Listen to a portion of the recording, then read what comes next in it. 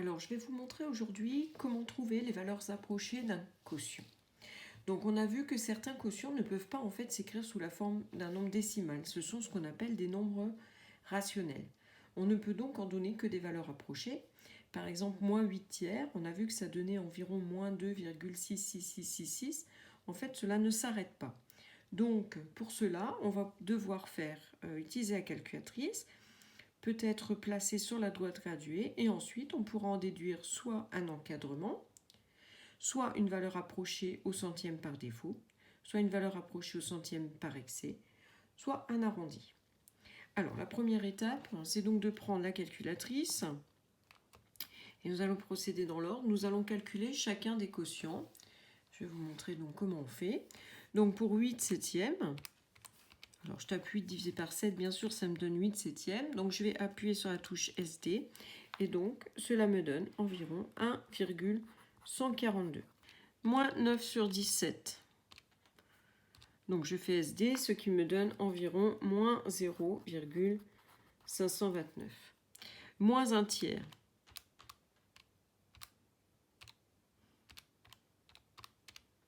Moins un tiers, ça me donne bien, ça veut dire déjà moins 0,333. Ensuite, moins 1 sur moins 7, en fait, comme il y a deux signes, moins ça va faire 1 septième, ça va nous donner donc un nombre positif, c'est-à-dire environ 0,142. 56 sur moins 34, on obtient donc environ moins 1,647 et moins 32 sur 33, cela me donne environ moins 0,969. Alors la première chose à faire, c'est d'abord de regarder ce qu'on appelle la troncature, c'est-à-dire comme nous voulons des valeurs approchées au centième, nous allons donc couper en fait chacun des nombres trouvés précédemment, deux chiffres après la virgule au centième, 1,14, 0, moins 0,52, moins 0,33, 0,14, moins 1,64 et moins 0,96. Ensuite, on va dessiner donc les droites graduées qui correspondent.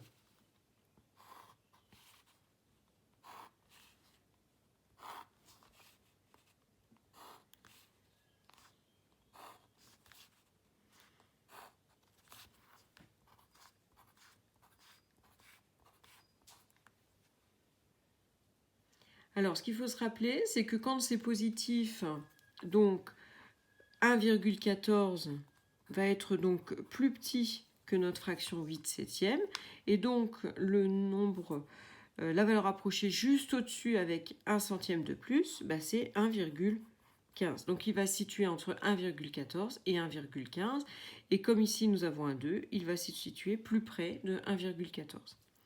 Pour moins 0,52, donc le nombre ici, quand c'est positif, ça va être le nombre à gauche de la droite graduée. Ici, nous avons un nombre négatif, moins 0,52. Donc, c'est le contraire dans les nombres négatifs. Donc, moins 0,52. Et donc, on enlève encore un centième, moins 0,53. Par contre, le chiffre des millièmes, c'est 9. Donc, il va se situer plus près de moins 0,53. Moins 0,33, même chose. Je le place donc à droite de ma droite graduée et je mets moins 0,34 à gauche. J'ai un 3 derrière, donc je suis plus près de moins 0,33. Attention, ici nous sommes avec des nombres positifs, donc 0,14. Si j'ajoute un centième, ça me fait 0,15. Le chiffre des millièmes, c'est 2. Donc je suis plutôt vers 0,14. Pour moins 1,64, je l'écris donc à droite. J'enlève encore un centième, donc moins 1,65. Et comme je suis à 7, je suis plus près de 5 que de 4. Ensuite, moins 0,96 et moins 0,97. On a un 9, donc on est à peu près situé ici. Alors maintenant, c'est très facile. Il suffit en fait de recopier exactement ce que vous avez fait. Donc 1,14 est plus petit que 8 septièmes et plus petit que 1,15. Moins 0,53 est plus petit que moins 9 sur 17 et plus petit que moins 0,52.